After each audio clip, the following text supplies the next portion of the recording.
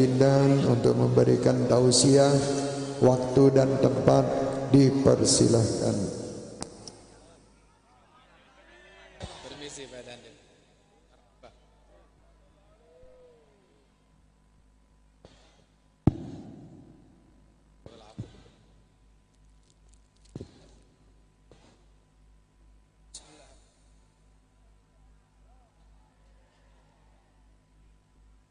Assalamualaikum warahmatullahi wabarakatuh.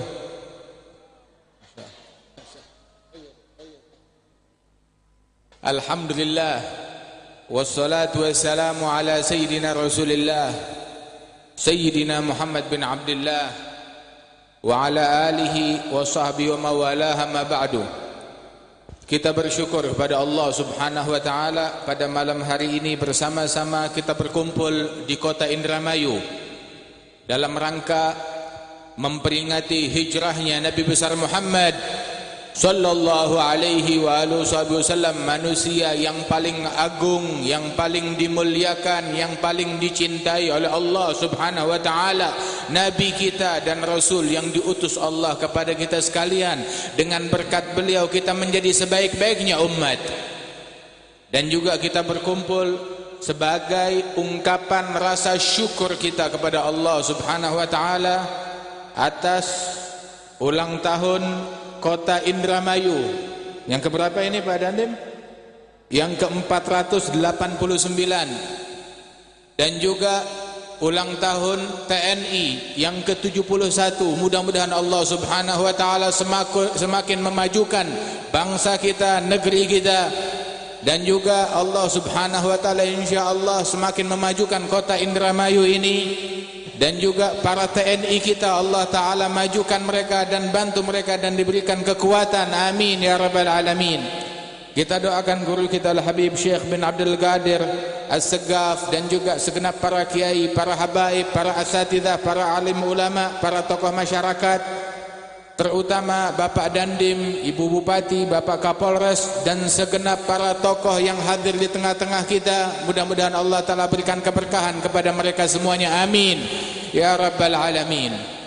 Sesungguhnya perkumpulan ini adalah sebaik-baiknya perkumpulan. Mengapa? Sebab ini adalah perkumpulan yang dibanggakan oleh Allah Subhanahu wa taala. Bukan perkumpulan yang dibanggakan oleh manusia biasa.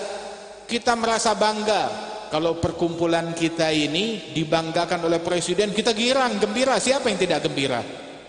Apalagi kalau perkumpulan kita ini dibanggakan di hadapan majelis-majelis PBB sana, kita bangga. Maka ketahuilah perkumpulan kita ini disebut dibanggakan oleh Allah di hadapan para malaikat-malaikatnya. Sebagaimana di dalam hadis as-sahih bahwasanya tidak berkumpul sekelompok orang, mereka berzikir kepada Allah Subhanahu wa taala. Dalam riwayat mereka membaca Al-Qur'an, melainkan Allah Subhanahu wa taala turunkan rahmat, Allah taala turunkan sakinah, dan Allah taala jadikan para malaikat ikut hadir bersama mereka, meliput mereka. Dan juga Allah membanggakan semua yang hadir di hadapan para malaikat-malaikatnya. Alhamdulillah, semoga malam ini dan seterusnya kita menjadi kebanggaan oleh Allah Subhanahu wa taala. Amin ya Rabbal Alamin. Ketahuilah bahwasanya 1438 tahun yang lalu Rasulullah sallallahu alaihi wasallam beliau berhijrah dari Makkah ke Madinah Al-Munawwarah. Nabi Muhammad sallallahu alaihi wasallam beliau menyatakan sebagaimana disebutkan dalam Sahih Al-Bukhari bahwasanya saya bermimpi, dan kita maklum bahwasanya mimpinya para nabi-nabi adalah wahyu dari Allah Subhanahu wa taala.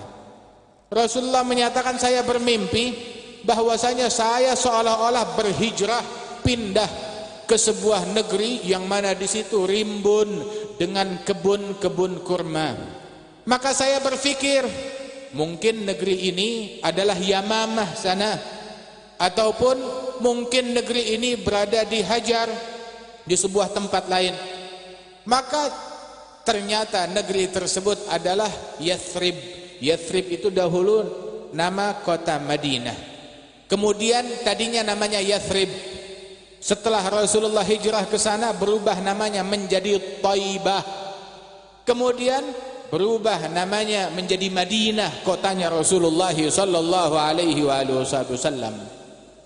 Dahulu setiap orang yang masuk ke Madinah pasti sakit, demam, dan juga ada beberapa yang bahkan sampai meninggal dunia.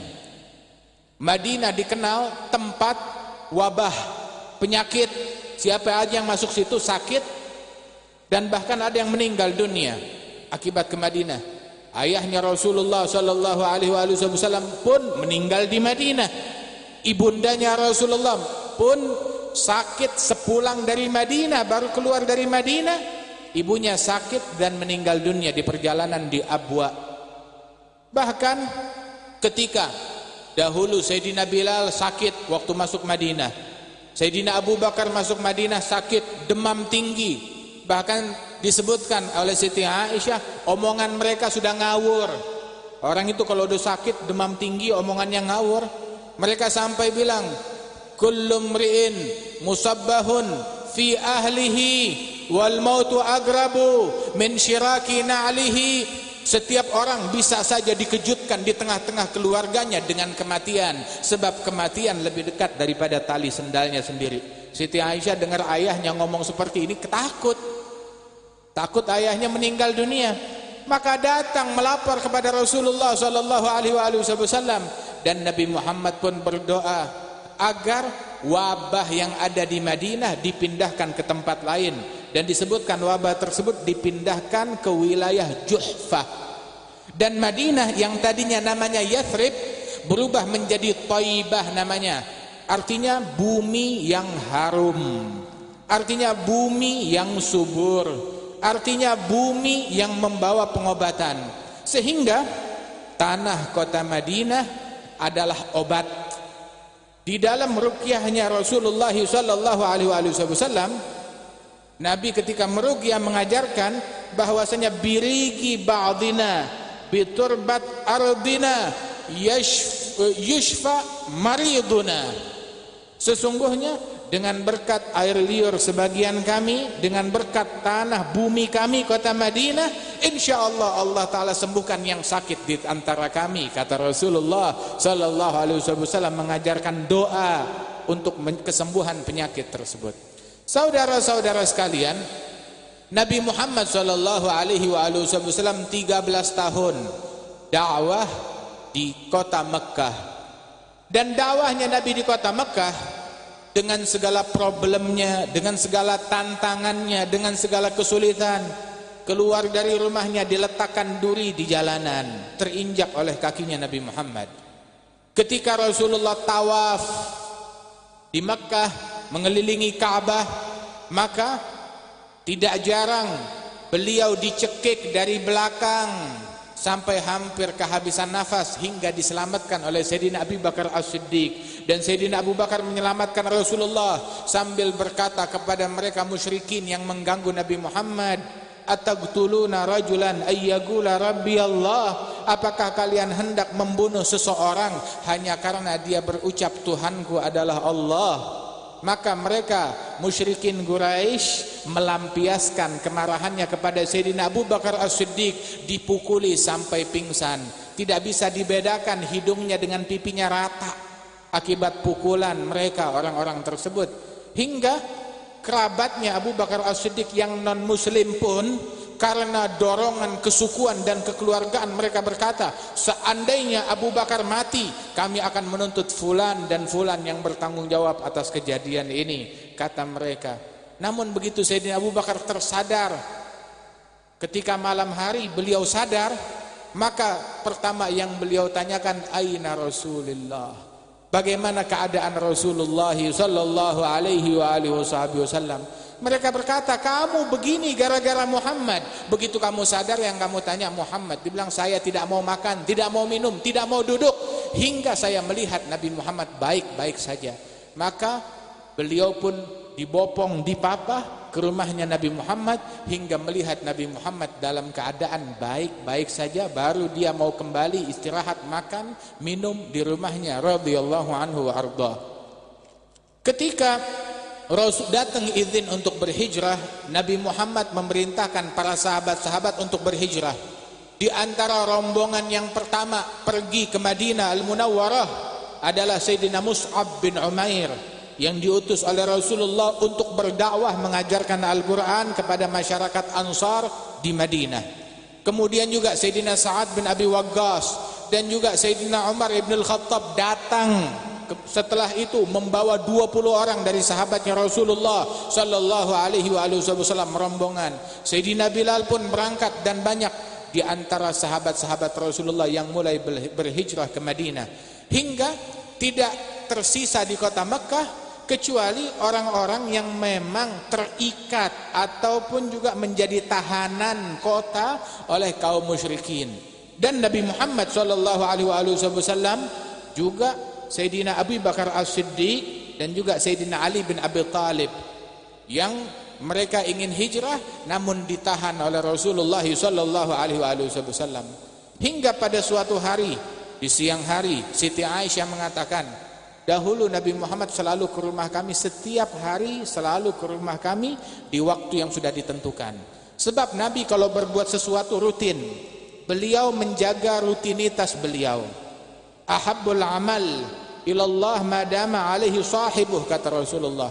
Amalan yang paling disukai oleh Allah adalah yang dilakukan oleh pelakunya secara rutin. Dan cirinya Rasulullah karena amaluhu dimah, amalannya Rasulullah adalah langgeng, rutin. Kalau melakukan sesuatu tidak ditinggal lagi kebaikan tersebut, dilakukan secara terus menerus. Ya, insyaallah ini Habib saya juga rutin di sini, amin ya rabbal alamin. Dan kegiatan yang semacam ini insyaallah rutin dilaksanakan oleh TNI, oleh Kota Indramayu dan juga oleh masyarakat. Kita hadir di sini, kita rutin juga hadir majlis ta'lim, rutin hadir majlis ilmu, rutin di dalam berzikir. Tadi dikatakan amalan kita membaca ratibul haddad, berzikir, bersalawat, dan rutinkan. Jangan cuma setahun sekali saja kita berzikir, tapi di rumah pun kita berzikir kepada Allah Subhanahu wa ta'ala. Sebagaimana amalannya Rasulullah, amalan beliau adalah rutin. Disebutkan ketika satu kali Siti Aisyah menyebutkan, ya Rasulullah, ada seorang wanita fulanah di sini, amalannya sekian, salatnya sekian, puasanya sekian, ibadatnya sekian, banyak. Maka Nabi Muhammad dalam Sahih Bukhari mengatakan, mah alaikum minal amal ma tutigun, fa wallahi la yamallallah hatta tamallu, wa kan ahabbul amal ilaih ma dama alaihi sahibuh. Rasulullah menyatakan bahwasanya hendaknya kalian melakukan amalan yang kalian mampu, yang kalian bisa lakukan dengan mudah. Mengapa? Sebab amalan yang paling disukai oleh Allah Subhanahu wa ta'ala adalah yang rutin, walaupun sedikit. Yang rutin kita jalankan walaupun sedikit. Galilul amal yadum khairun minal kathiril munqati'. Amalan yang sedikit tetapi langgeng lebih baik daripada amalan yang banyak tapi putus, hilang sudah seumur hidup sekali dan terakhir, udah itu aja. Nah, itu tidak disukai oleh Allah Subhanahu wa ta'ala. Saudara-saudara sekalian, Rasulullah SAW dalam berkunjung bersilaturahmi kepada sahabatnya rutin beliau lakukan. Setiap hari ke rumahnya Sayyidina Abu Bakar As-Siddiq di jam yang sudah ditentukan. Namun kata Siti Aisyah, satu kali di waktu zuhur di tengah terik matahari, biasanya orang tuh masing-masing di rumahnya nggak mau keluar di tengah panas terik. Kebiasaan orang Madinah kalau udah siang, mereka itu tengah hari waktu zuhur tidak ada yang di luar rumah, semuanya di dalam rumah. Maka di saat itu tiba-tiba datang Rasulullah Shallallahu Alaihi Wasallam di jam, di waktu yang bukan biasanya. Maka Siti Aisyah berkata kepada ayahnya, dan ayahnya berkata, ini pasti ada sesuatu yang luar biasa, sehingga Rasulullah datang di jam yang bukan biasanya. Ketika dibukakan pintu masuk Rasulullah SAW, Rasul bilang, ya Abu Bakar, semua yang ada di rumah keluarkan. ada pembicaraan penting rahasia. Maka Sayyidina Abu Bakar berkata, "Ya Rasulullah, di dalam rumah enggak ada siapa-siapa kecuali keluargamu, ya, istrimu, ya, anaknya Sayyidina Abu Bakar, Sayyidatina Aisyah. Keluargamu saja, enggak ada orang lain." Di sini isyarat keberhati-hatian Rasulullah sallallahu alaihi wasallam. Nabi Muhammad disebutkan ciri beliau, beliau santun, beliau berakhlak, beliau ramah. Tetapi bukan berarti beliau hilang kewaspadaan, tidak. Karena itu disebutkan di dalam syama'il beliau, kana yahtarisu min ashabihi wa la yatrukul basyashata fi wujuhihim. Nabi Muhammad beliau jaga diri. Dengan sahabat-sahabatnya itu ada batasan, dengan sahabat waspada, tetapi juga beliau ramah, santun, berakhlak. Tetapi tidak kurang kewaspadaan beliau. Tetap waspada, tetapi santun dan berakhlak itu juga harus diutamakan. Bukan waspada tapi merengut, bukan waspada tidak ada rahmat, tidak ada senyuman. Kewaspadaan, penjagaan yang ketat diiringi dengan akhlakul karimah dan juga keramahan, rahmat dan kasih sayang. Maka Nabi Muhammad berkata, "Ya Abu Bakar, sesungguhnya Allah Ta'ala memerintahkan aku untuk berhijrah," kata Rasulullah. Maka Sayyidina Abu Bakar berkata, "As-suhbah ya Rasulullah, kalau begitu aku yang akan mendampingi engkau dalam hijrah ya Rasulullah." Maka Rasulullah mengatakan, "As-suhbah ya Abu Bakar, na'am, engkau yang mendampingiku di dalam hijrah wahai Abu Bakar." Maka berhijrahlah Rasulullah di malam itu bersama Sayyidina Abu Bakar As-Siddiq keluar dari kota Mekah. Nabi Muhammad ketika keluar dari kota Mekah bukan dengan mudah. Rumahnya dikepung oleh 40 laki-laki dewasa, preman yang siap untuk menghabisi beliau yang memang ditugaskan untuk menebas, membacok Rasulullah begitu Rasulullah keluar di pagi hari. 40 orang penjahat dari 40 suku, pemuda-pemuda terbaik mereka yang disiapkan untuk masing-masing menghunuskan pedangnya membacok Rasulullah begitu Rasulullah keluar di pagi hari. Namun wa makaru wa makarallah wallahu khairul makirin. Mereka punya strategi, Allah punya strategi, dan sebaik-baiknya strategi yang diatur oleh Allah Ta'ala itulah yang jalan, itulah yang menang, itulah yang berjaya. Maka Allah Subhanahu wa Ta'ala memerintahkan Nabi Muhammad untuk hijrah di malam tersebut, keluar dari kepungan, rumahnya dikepung 40 orang. Maka Rasulullah keluar dari rumahnya sambil membaca surat Yasin hingga sampai kepada ayat firman Allah Subhanahu wa Ta'ala, "Wa ja'alna min baini aydihim sadda wa min khalfihim saddan fa aghshaynahum fahum la yubsirun." Kami jadikan penghalang di hadapan mereka, di belakang mereka, dan sehingga mereka tidak dapat melihat. Mereka tidak dapat melihat. Rasulullah keluar di hadapan mereka, mereka enggak lihat. Mereka tidak sadar. Bukan cuma sekedar keluar, Nabi berkeliling ke rumahnya, menghampiri itu orang satu persatu, 40 orang dihampiri, diletakkan pasir di atas kepala mereka. Keliling 40 orang diletakkan pasir di atas kepala mereka, mereka enggak sadar dengan keberadaan Rasulullah. Kemudian Rasulullah baru berjalan. Dan Sayyidina Ali bin Abi Thalib diperintahkan untuk tidur di ranjangnya Rasulullah, berselimut dengan selimut sorbannya Rasulullah sallallahu alaihi wasallam yang berwarna hijau. Dan Rasulullah berkata, "Jangan bergerak dari tempatmu, engkau tidak akan terluka, tidak akan terjadi apa-apa hal buruk yang menimpa engkau." Maka demikian yang diucapkan oleh Rasulullah terjadi. Nabi Muhammad keluar sebelum subuh bersama Sayyidina Abu Bakar As-Siddiq, hingga mereka pun juga langsung pergi bersembunyi di dalam gua Thur. Gua Thur itu perjalanan ke atas jauh, antara 2 jam lebih kurang atau 3 jam. Naik ke atas, mereka bersembunyi tinggal di dalam gua tersebut selama 3 malam. Tidak ada kasur spring bed, tidak ada bantal. Mereka bermalam di tempat tersebut, tidak ada AC, tidak ada kipas angin. Mereka berjuang selama 3 malam beralaskan batu di tempat tersebut.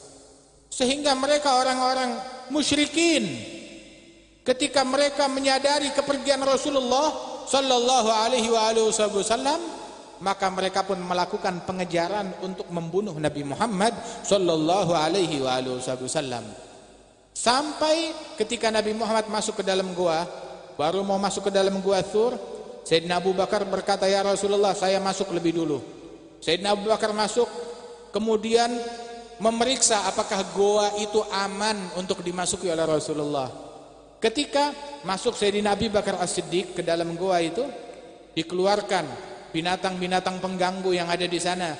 Kemudian disumbat lobang-lobang binatang atau lobang-lobang ular yang berpotensi bisa mengganggu Rasulullah. Lihat ini kewaspadaan mereka, penjagaannya. Bukan hanya sekedar tawakal terus meninggalkan usaha, tidak. Mereka bertawakal, orang yang paling mengenal tawakal kepada Allah Ta'ala, tapi mereka tidak kehilangan kewaspadaan dan berusaha. Dan mereka tidak bergantung kepada usaha mereka yang gigih, tetapi bergantung kepada Allah Subhanahu wa Ta'ala yang Maha Penjaga. Masuk Sayyidina Abu Bakar Siddiq, mensterilkan goa, mengamankan goa, semua disumbat daripada lobang-lobang yang berpotensi di situ menjadi tempat sembunyi binatang beracun. Tinggal sisa 1 lobang, tidak ada bahan untuk menyumbatnya lagi, sudah habis, maka dia tutup dengan kakinya dan mengajak Rasulullah untuk masuk. Mereka sudah lelah perjalanan panjang, maka Rasul pun langsung tidur berbaring di pangkuan Sayyidina Abi Bakar As-Siddiq. Tatkala berbaring di pangkuan Sayyidina Abi Bakar As-Siddiq, Rasulullah tertidur. Rupanya di dalam lubang yang disumbat oleh kakinya Abu Bakar, di dalamnya ada ular. Rupanya ular itu mungkin dia kehabisan udara mau keluar. Begitu mau keluar, ada sesuatu yang menyumbat kakinya Sayyidina Abi Bakar As-Siddiq, maka dipatuk oleh ular tersebut. Sekali patukan, itu kaki enggak mau bergerak. 2 kali enggak mau bergerak. 3 kali, 4 kali, 5 kali dipatuk oleh ular yang berbisa. Tetap enggak mau bergerak Sayyidina Abi Bakar As-Siddiq. Kenapa enggak mau bergerak? Apa tidak sakit? Sakit. Tidak mau bergerak karena Rasulullah sedang tidur di pangkuan beliau, khawatir membangunkan Nabi Muhammad. Tidak mau menggugah tidurnya Rasulullah. Lebih baik saya mati dipatuk ular, jangan saya mengganggu tidurnya Nabi Muhammad. Itu akidahnya Abu Bakar As-Siddiq. Akidahnya beliau, jalannya beliau, metodenya beliau. Lebih baik saya mati dipatuk ular, jangan saya menggugah tidurnya Rasulullah sallallahu alaihi wasallam. Sehingga tanpa terasa karena saking sakitnya, itu matanya menangis, keluar air matanya menetes, terjatuh di pipinya Rasulullah. Rasul pun terbangun. "Ya Abu Bakar, engkau menangis, kenapa?" Rasulullah terbangun, bangkit dari pangkuan Sayyidina Abu Bakar As-Siddiq. Kemudian dibilang, "Ada ular ya Rasulullah." Dikeluarkan ular tersebut. Dilihat kakinya Abu Bakar, rupanya di situ ada berkali-kali patukan ular. Maka Rasulullah pun juga membacakan doa, meletakkan jarinya dengan liurnya Rasulullah diletakkan di kakinya Abu Bakar As-Siddiq yang terluka. Sayyidina Abu Bakar mengatakan, begitu Rasulullah menyentuhkan jarinya di kakiku, hilang rasa nyerinya, seolah-olah tidak pernah dipatuk ular kakiku tersebut. Ini mukjizatnya Nabi besar Muhammad sallallahu alaihi wasallam. Disebutkan bahwasanya bukankah Nabi Muhammad Sayyidul Aqwan, pemimpin daripada semua makhluk-makhluk. Nabi berkata di dalam hadis, tidak ada satu makhluk pun di muka bumi ini kecuali mereka tahu aku adalah Rasulullah, kecuali orang-orang yang ingkar dari kaum jin dan kaum manusia. Orang-orang yang ingkar, yang durhaka dari kaum jin dan kaum manusia, mereka durhaka. Tetapi selain daripada mereka, maka mereka tahu kalau saya adalah Rasulullah. Dan diperintahkan makhluk-makhluk tersebut untuk taat kepada Nabi Muhammad. Kenapa ular ini seolah-olah dia mengganggu proses hijrahnya Nabi Muhammad? Ulama, sebagian ulama ahli hakikat, mereka mengatakan, sesungguhnya ular itu tahu kalau di dalam gua ada Rasulullah. Cuma kenapa dia mematuk kakinya Sayyidina Abu Bakar As-Siddiq? Dia mematuk kakinya Sayyidina Abu Bakar As-Siddiq, dia marah. Rasulullah singgah ke rumahnya, tapi dia nggak bisa lihat wajahnya Nabi Muhammad, dihalangi oleh kakinya Sayyidina Abu Bakar As-Siddiq. Maka dia patuk kakinya Sayyidina Abu Bakar As-Siddiq, artinya untuk singkirkan kakimu, saya mau lihat wajahnya Nabi Muhammad sallallahu alaihi wasallam yang singgah bertamu di dalam gua saya. Seperti itulah. Sehingga ketika Rasulullah masuk ke dalam gua, bersembunyi di mulut gua tersebut, itu kaum musyrikin dengan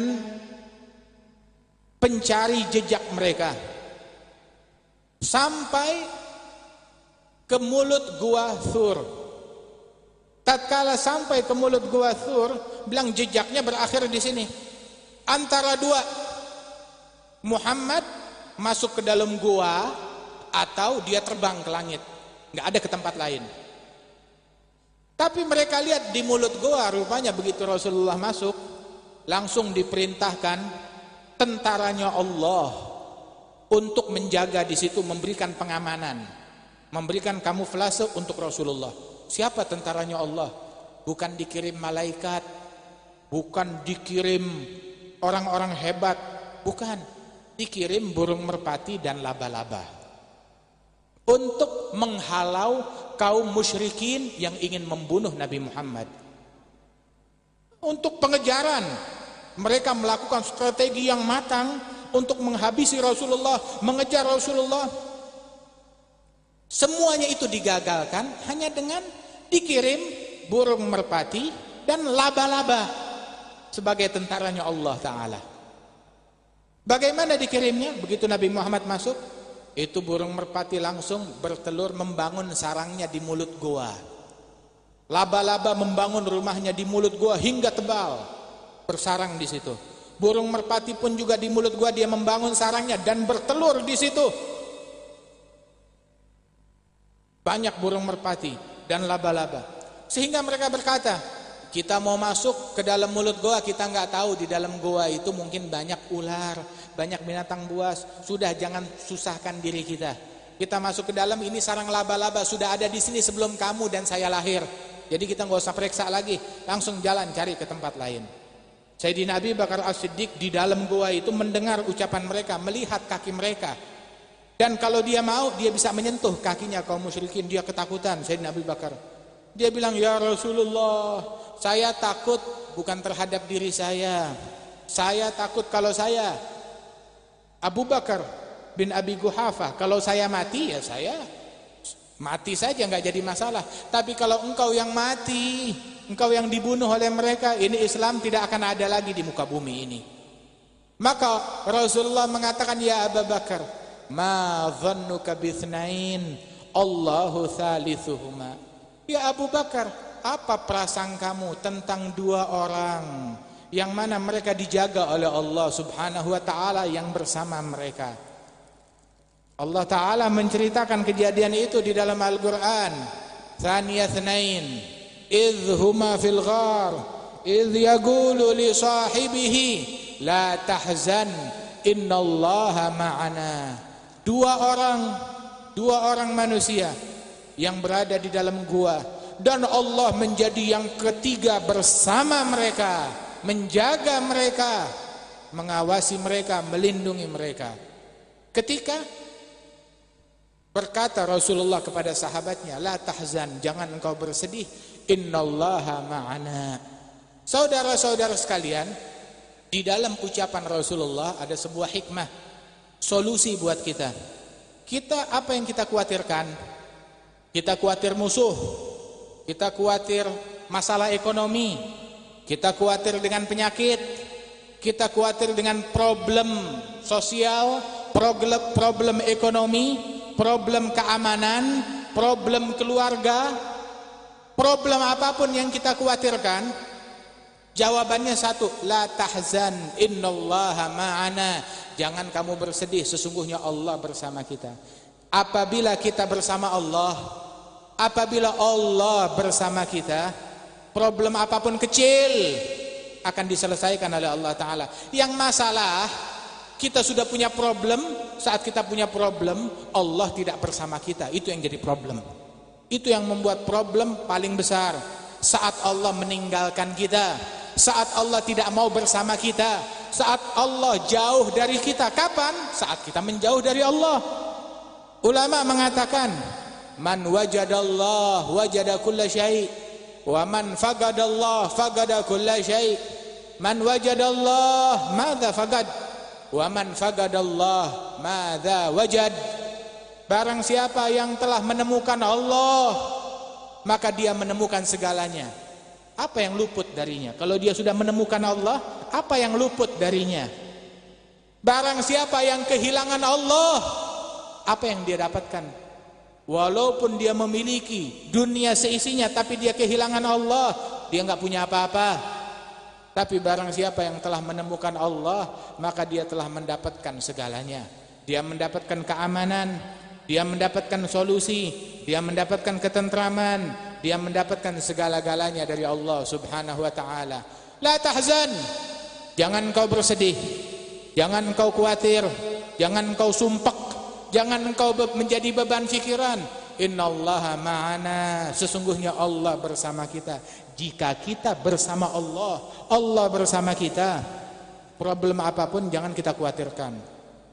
Tetapi kita patut bersedih, kita patut beban fikiran saat kita ditinggalkan oleh Allah Ta'ala. Maka bersiap-siaplah dengan segala problem yang datang saat kita ditinggalkan oleh Allah Subhanahu wa Ta'ala. Saudara-saudara sekalian, sepanjang zaman, sepanjang waktu, orang yang bersama Allah, mereka adalah pemenang.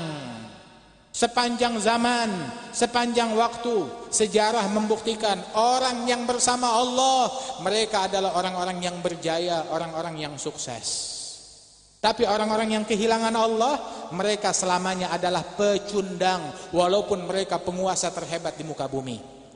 Bukankah Nabi Nuh seorang diri bersama pengikutnya kurang dari 100 orang, beliau dikucilkan, dimusuhi oleh manusia sedunia.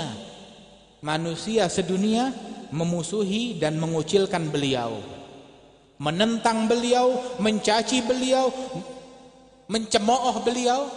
Wa ma amana ma'ahu illa galil. Tidak ada yang beriman bersama Nabi Nuh kecuali sedikit sekali, sebagaimana disebutkan di dalam Al-Qur'an. Lantas apa? Allah Ta'ala kirim tentaranya. Apa tentaranya? Air. Dikirim oleh Allah Subhanahu wa Ta'ala menyelamatkan Nabi Nuh, menenggelamkan orang-orang yang kehilangan Allah. Nabi Musa, beliau tertindas bersama Bani Israel, umatnya Nabi Musa. Mereka tertindas, dibantai, dibunuh, diperbudak, bayi mereka disembelih, kaum wanita mereka dipermalukan. Penindasan selama ratusan tahun dirasakan oleh mereka. Fir'aun yang menindas mereka. Dengan segala kekuasaannya di muka bumi ini, Allah Ta'ala binasakan, ditenggelamkan Fir'aun ke dalam air, dan diselamatkan Nabi Musa. Tentaranya Allah Subhanahu wa Ta'ala. Kemudian juga bagaimana kita menyaksikan di antara mukjizatnya Rasulullah di dalam hijrah tersebut, Allah Subhanahu wa Ta'ala bagaimana memperlihatkan kepada kita Nabi Muhammad berduaan dengan Sayyidina Abi Bakar As-Siddiq. Bersama di situ juga ada penunjuk jalannya, ada pembantunya yang membantu mereka. Dan kebetulan penunjuk jalannya seorang yang amanat, terpercaya, dan dia non-muslim, tetapi memiliki hubungan baik dengan umat Islam, dipercaya oleh Nabi Muhammad untuk menjadi penunjuk jalan sampai ke kota Madinah, sehingga selamat Rasulullah sallallahu alaihi wasallam. Sebab Nabi datang bukan untuk membantai, bukan untuk membunuh, bukan untuk menindas atau mencemooh orang-orang yang berbeda agama, tidak, tetapi untuk memberi hidayat, untuk membimbing, untuk mengasihi, untuk menyayangi, untuk mengayomi sallallahu alaihi wasallam. Sehingga ini yang dilakukan oleh Nabi Muhammad sallallahu alaihi wasallam. Beliau orang yang paling santun terhadap Semua manusia walaupun non muslim, apalagi umat Islam sallallahu alaihi wasallam. Nabi Muhammad sallallahu alaihi wasallam, beliau di saat itu diselamatkan oleh Allah Subhanahu wa taala dengan dikirim pasukan. Pasukannya itu ada laba-laba, ada lagi pasukannya yang lain lagi adalah burung merpati. Bekalnya Rasulullah setiap hari, tiap malam 3 malam menginap di goa. Setiap malam diantar oleh putrinya Sayyidina Abi Bakar As-Siddiq, Asma binti Abi Bakar. Asma pagi sudah di rumahnya. Begitu malam hari dia naik ke atas membawakan bekal makanan untuk Nabi Muhammad sallallahu alaihi wasallam. Dia bawa bekal untuk Rasulullah sallallahu alaihi wasallam, naik ke Gua Thur di puncak gunung. Dia naik memanjat ke sana. Waktu itu Siti Asma sedang hamil tua, sedang mengandung anaknya yang bernama Abdullah bin Zubair. Lihat, kaum wanita pun mereka pejuang bersama Nabi Muhammad sallallahu alaihi wasallam. Mereka pun juga ingin memiliki andil, punya andil di dalam membela Nabi Muhammad sallallahu alaihi wasallam. Siti Asma, beliau dalam keadaan hamil tua naik ke puncak gunung selama 3 malam berturut-turut. Dulu guru kami Al-Habib Umar bin Hafidh, beliau punya kesempatan ketika waktu musim haji, akhirnya ada waktu untuk naik ke Gua Thur, gua yang dulu didaki oleh Rasulullah menginap di malam hijrah. Naik ke sana bersama anak-anak muda, pemuda-pemuda yang kuat bugar, naik ke atas perjalanan 2 jam lebih. Sampai ke atas itu anak-anak muda berkata, aduh lelah, capek, penat. Mereka berkata, awal marah wa akhir marah. Cukup sudah sekali kita naik ke gua ini pertama dan terakhir, kapok, nggak mau naik lagi. Tapi ketahuilah Siti Asma binti Abi Bakar, waktu naik malam pertama nggak bilang pertama dan terakhir. Besoknya dia datang lagi, besoknya dia datang lagi. 3 malam berturut-turut dalam keadaan hamil tua naik ke atas. Semangatnya luar biasa. Masya Allah, seorang wanita pejuang yang memiliki semangat untuk dekat kepada Rasulullah sallallahu alaihi wasallam. Setelah Rasulullah hijrah, baru beberapa hari kemudian Sayyidina Ali bin Abi Thalib, beliau hijrah membawa kaum wanita termasuk Siti Asma dan kaum wanita lainnya itu ikut bersama hijrah ke Madinah Al-Munawwarah. Tidak lama hijrah baru Siti Asma melahirkan putranya yang dinamakan Abdullah bin Zubair bin Al-Awwam. Wa hakadha sahabatnya Rasulullah sallallahu alaihi wasallam. Sesungguhnya hijrah itu perjuangan, bukan rekreasi, bukan tamasya. Dulu Nabi Muhammad sudah diberitakan oleh Waraqah bin Naufal. Waraqah bin Naufal ini adalah sepupunya Siti Khadijah. Waktu Nabi pertama menerima wahyu, langsung dibawa kepada Waraqah bin Naufal. Waraqah bin Naufal langsung tahu ini yang datang kepada engkau adalah Jibril.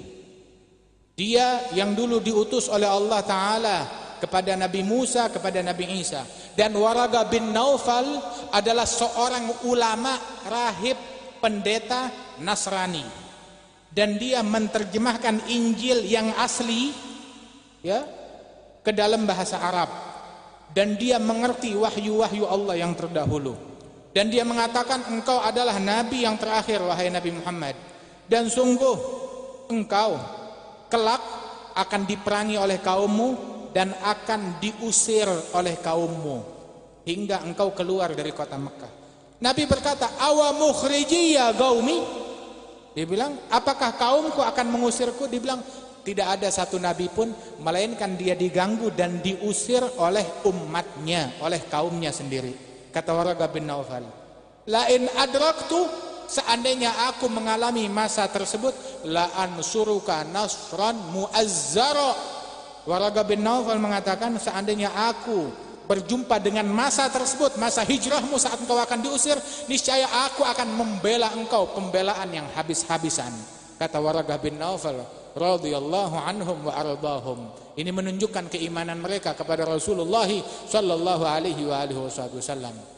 Nabi ketika hijrah menoleh ke arah Mekah dari puncak bukit.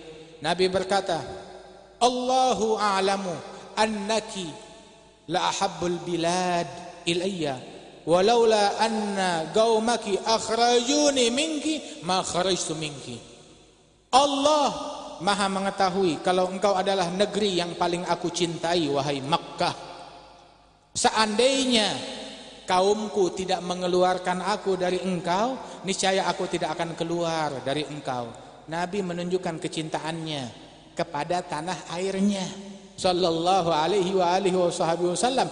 Dan memang Mekah itu adalah Ummul Qura, Ka'bah terletak di situ, kiblatnya kita semua. Ini ucapannya Rasulullah sallallahu alaihi wasallam. Nabi Muhammad menempuh perjalanan jauh, perjalanan panjang. Zaman dulu orang kalau ke Madinah memakan waktu 7 hari atau 8 hari. Sekitar 8 hari, paling lamanya 10 hari. Namun perjalanan Rasulullah itu menghabiskan waktu lebih kurang selama 2 minggu. Nabi keluar di akhir bulan Safar, sekitar tanggal 27 Safar. Masuk ke kota Madinah tanggal 12 Rabiul Awal. Tiba di kota Madinah. Perjalanan tersebut 2 minggu lebih kurang, 14 atau 15 hari dilakukan oleh Rasulullah. Kenapa lama perjalanan Nabi Muhammad? Biasanya orang 7 hari sampai, atau 8 hari, enggak lebih dari 10 hari. Kenapa perjalanan Nabi lama panjang? Sebab perjalanan Nabi mengambil jalan memutar, mengambil jalan yang jauh untuk menghindari perjumpaan dengan manusia, menghindari kejaran dari kaum musyrikin yang ingin membunuh Rasulullah sallallahu alaihi wasallam. Sehingga di dalam perjalanannya Rasulullah sallallahu alaihi wasallam, Sayyidina Abu Bakar As-Siddiq mengatakan, kita jalan di siang hari panas terik, enggak ada satu manusia pun yang berjalan di masa tersebut. Sampai akhirnya kita melihat ada batu besar di padang pasir, kita berteduh di bawah batu tersebut. Sebelum sampai di bawah batu, saya lebih dulu, kata Abu Bakar As-Siddiq, saya ratakan tempat untuk Rasulullah tidur, saya ratakan tanahnya, kemudian saya perintahkan, ya Rasulullah engkau baringlah di sini, tidurlah. Tidur Nabi Muhammad. Sayyidina Abu Bakar bukan tidur, dia pergi cari minuman untuk Rasulullah. Berjumpa dengan pengembala kambing. Ditanya, kamu pengembala kambing, ini kambing ini milik kamu atau milik siapa? Dia bilang milik fulan, orang Mekah.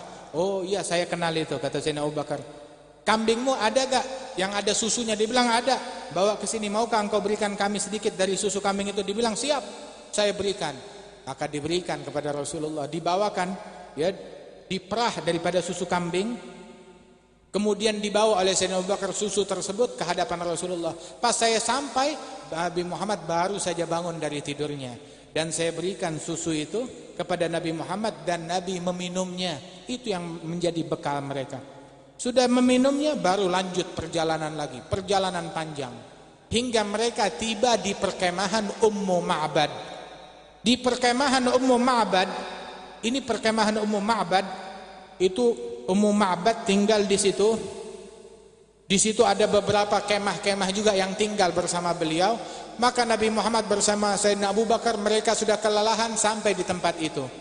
Maka Ummu Ma'bad, dia enggak kenal dengan Rasulullah, tahu ini wajahnya penuh rahmat, istimewa, 2 orang.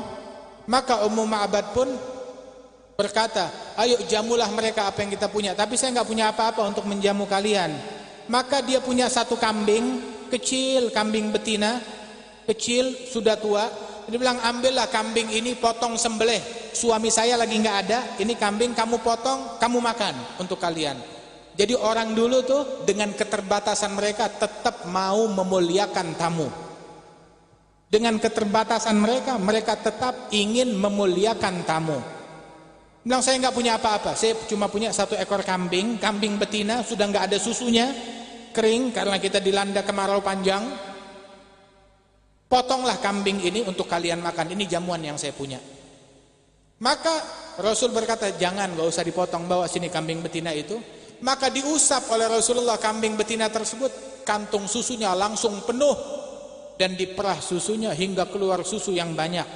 Diminum cukup untuk Rasulullah, untuk Sayyidina Abu Bakar, untuk Ummu Ma'bad dan orang-orang yang ada di perkemahan beliau. Itu kambing sudah tidak keluar susunya lagi, tapi begitu disentuh oleh Rasulullah, mukjizatnya Nabi Muhammad sallallahu alaihi wasallam, langsung keluar lagi susunya. Sampai disebutkan setelah Rasulullah sampai ke Madinah, itu kambing masih tetap keluar susunya banyak. Sampai Rasulullah wafat 10 tahun kemudian, itu kambing masih ada dan masih keluar susunya. Hingga zaman kekhalifahan Sayyidina Abi Bakar, sampai zamannya Khalifah Sayyidina Umar ibn al-Khattab. Di akhir atau di pertengahan masa Khalifah Sayyidina Umar ibn al-Khattab, barulah kambing itu mati, meninggal dunia dengan sendirinya. Jadi dijaga oleh Ummu Ma'bad, enggak, ini berkahnya Nabi Muhammad, enggak mau saya potong. Tetap masih ada susunya sampai mati. Kambing itu di usia lanjut untuk seekor kambing. Masya Allah, berkahnya Rasulullah sallallahu alaihi wasallam. Dan Ummu Ma'bad, dia beriman kepada Nabi besar Muhammad sallallahu alaihi wasallam. Saudara-saudara sekalian, Nabi Muhammad ketika sampai di kota Madinah, masuk kota Madinah hari Senin 12 Rabiul Awal, dan disambut oleh para pecinta beliau dengan tala'al badru alaina. Disebutkan bahwasanya kota Madinah tidak pernah disaksikan kegembiraan yang luar biasa melebihi kegembiraan tatkala datangnya Rasulullah ke kota Madinah. Sayyidina Anas bin Malik, dia bilang ada 2 hari yang paling berkesan di dalam hidupku, enggak ada bandingnya dari hari-hari lainnya. Hari pertama yang tiada duanya adalah hari datangnya Rasulullah ke kota Madinah. Begitu Nabi masuk ke kota Madinah, lamma dakhala Rasulullah al-Madinah istanara minha kullu syai'. Segala sesuatu yang ada di kota Madinah rasanya menjadi terang benderang. Begitu Rasulullah hijrah di kota Madinah, semuanya itu menjadi menyenangkan, menggembirakan. Kegembiraan merasuki seluruh penduduk Madinah.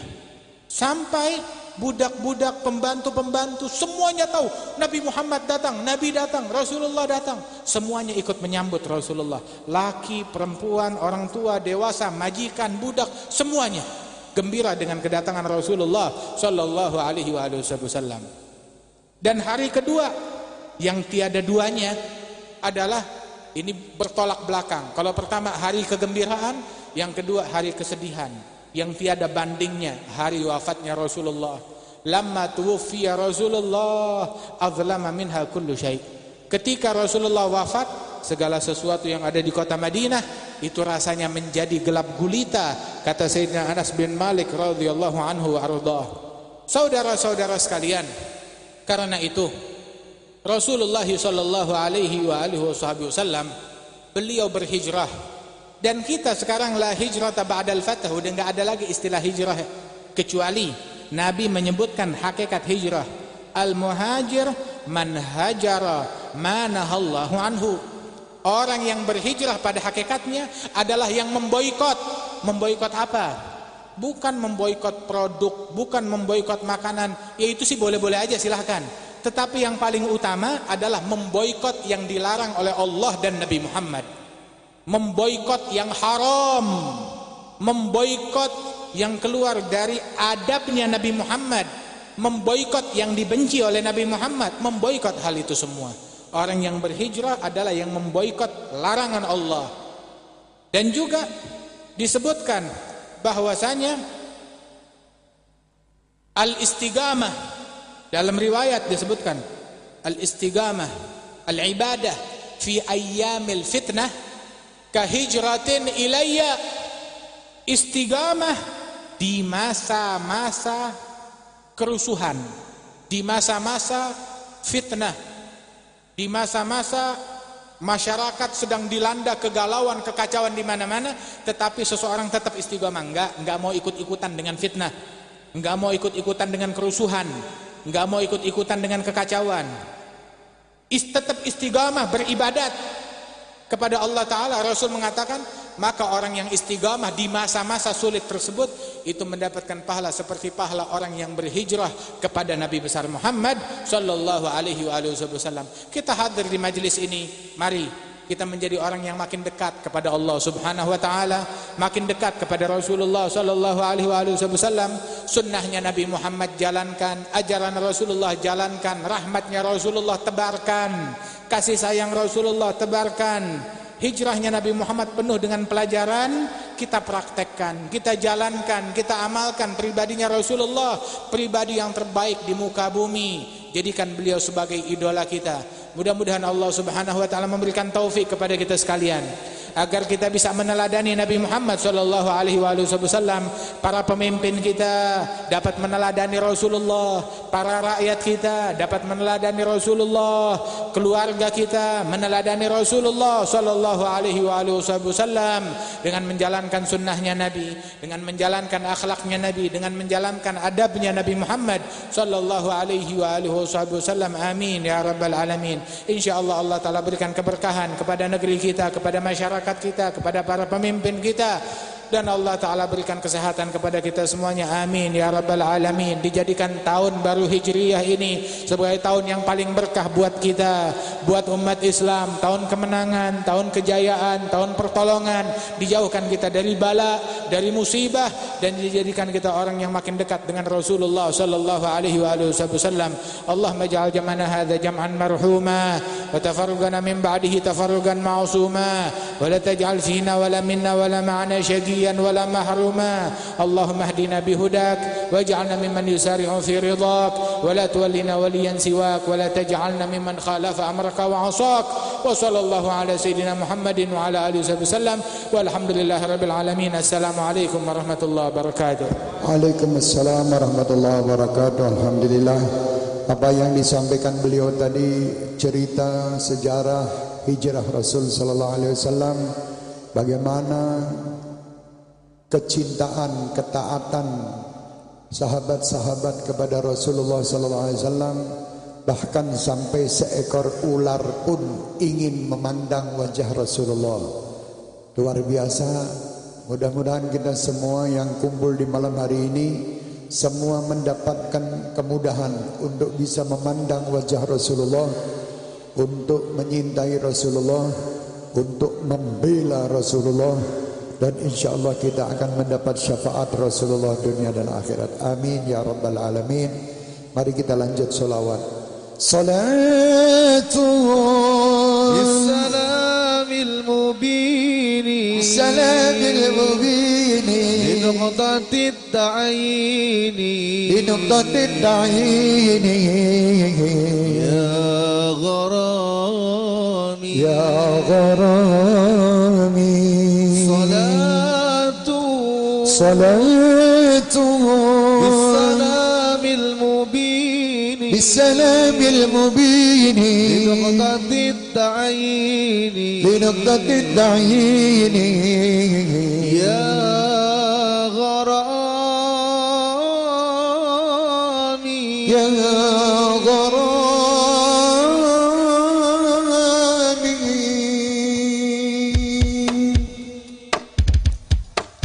صلاة بالسلام المبين لنقطة التعيين يا غرامي صلاة بالسلام المبين سلام سلام سلام لنقطة التعيين يا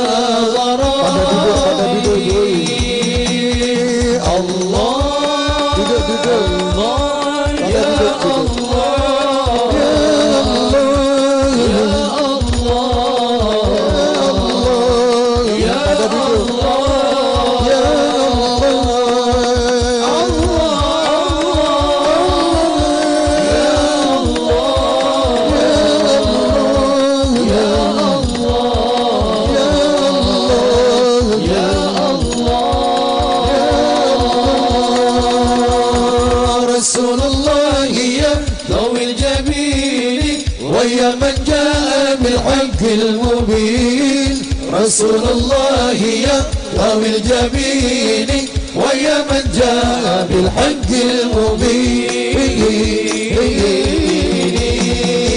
صلاة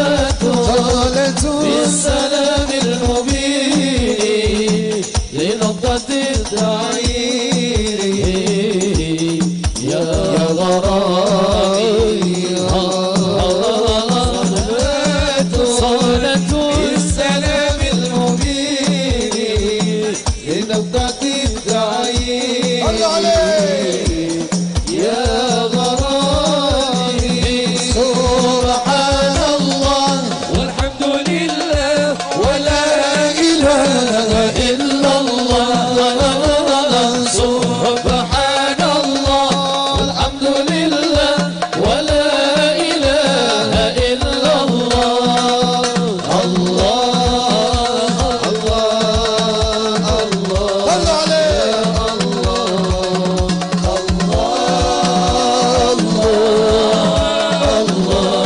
يا الله سبحان الله صلوا عليه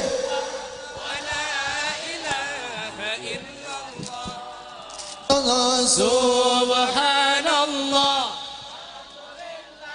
ولا إله إلا الله pada duduk semuanya duduk pada duduk ya Allah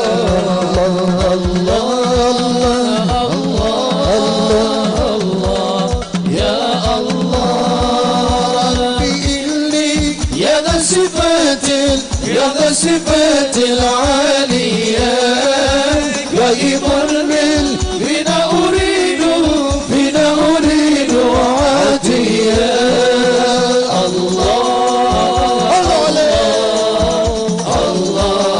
يا الله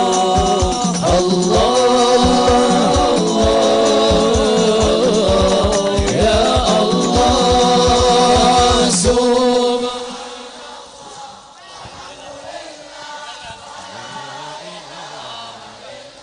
صلوا عليه سبحان الله ولا إله إلا الله الله يا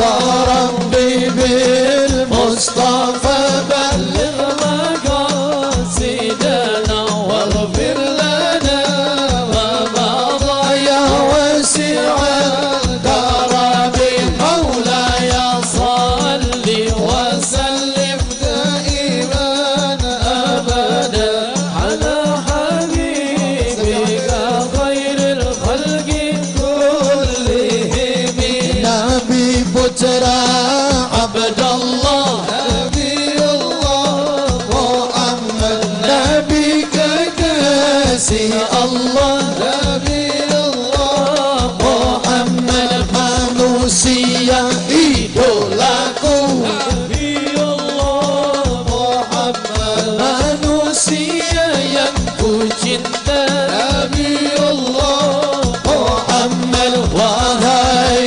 kekasihku نبي الله محمد ku harap syafaatmu نبي الله Muhammad maulaya صلوا عليه دائما أبدا على حبيبك خير الخلق كلهم اللهم صل على سيدنا محمد طب القلوب ودوائها وعافية الأبدان وشفائها ونور الأبصار وضيائها وعلى آله وصحبه وسلم terbalik ya selam berkahi aja gawe aku aja lata lan ojo jahil aja ati serakah Sallu alaihi lan aja celimun aja buru alaman lan aja lata Allah Allah wala dapan kedes mati lan aja ati giwa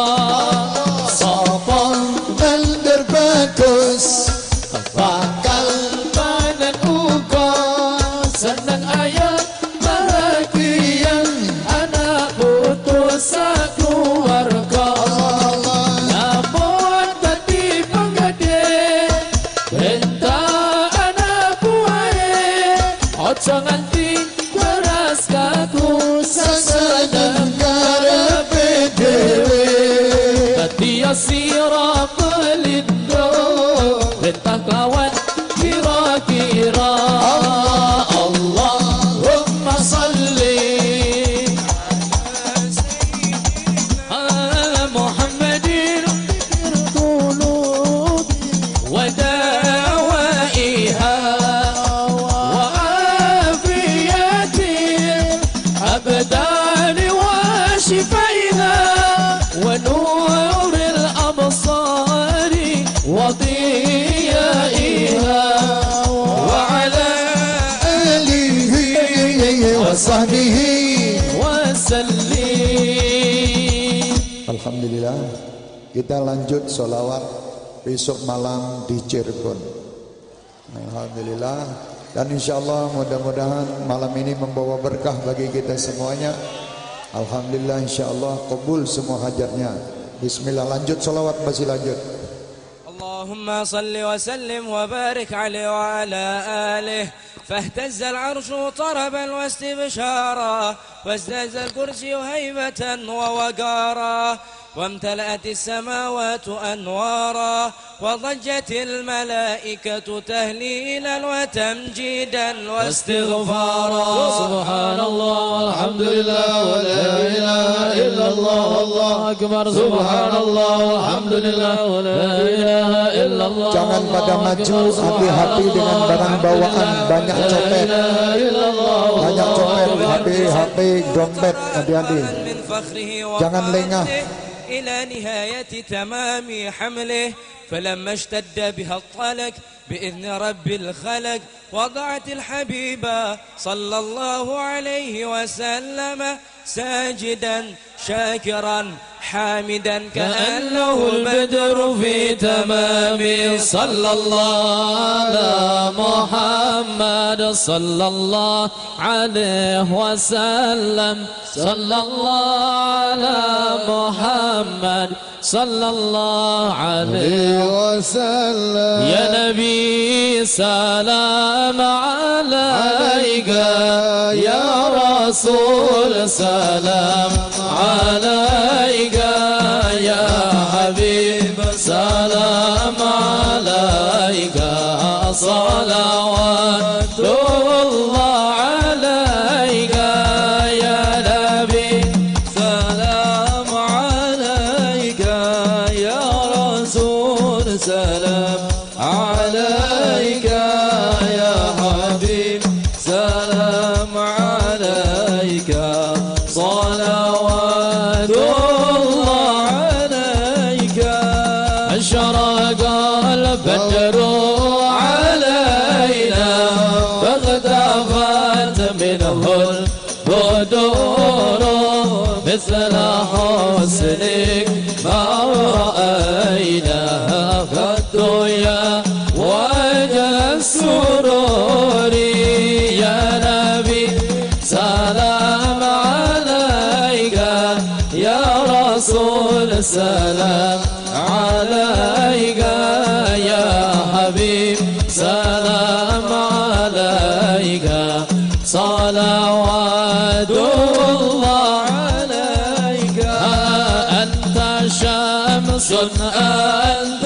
بدر أنت نور فوق نوري أنت إكسير وغالي أنت مصباح صدوري يا نبي سلام عليك يا رسول سلام عليك يا حبيب سلام عليك صلوات الله عليك يا حبيبي يا محمد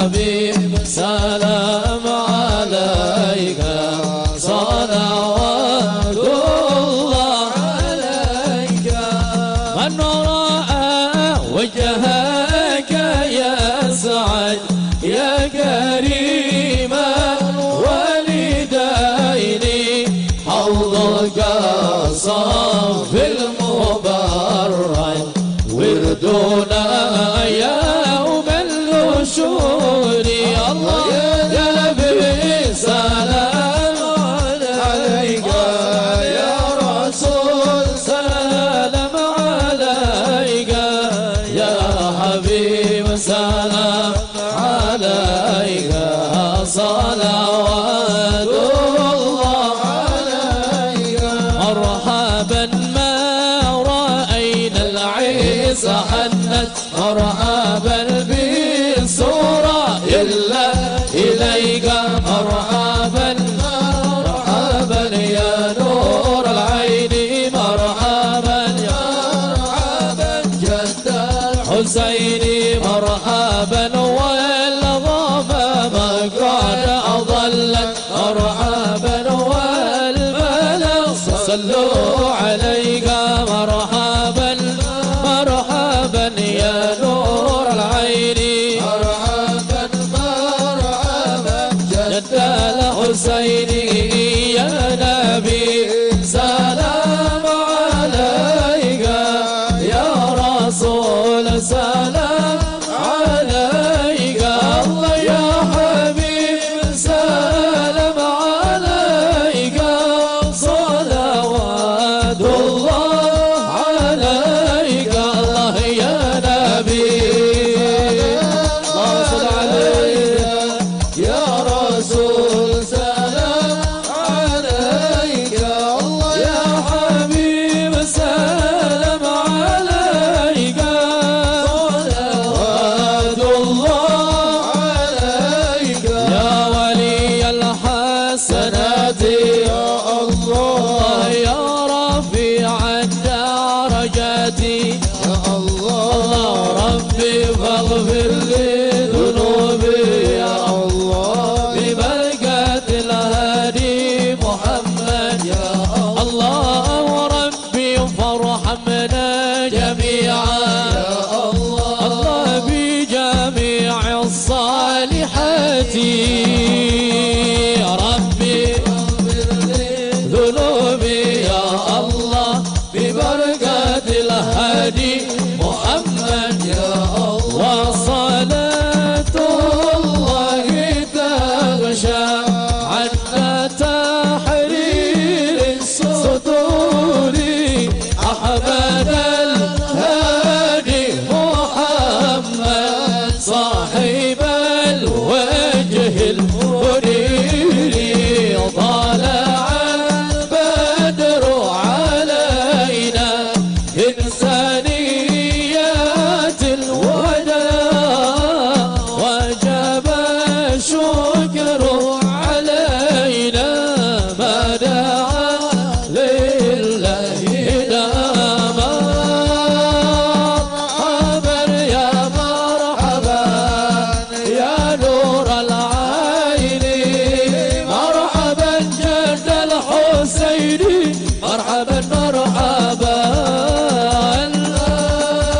مرحبا يا مرحبا يا نور العين مرحبا جد الحسين مرحبا مرحبا صلى الله على محمد صلى الله عليه وسلم صلى الله على محمد يا ربي صل وسلم يا نبي سلام عليك يا رسول سلام عليك يا حبيب سلام عليك صلوات الله عليك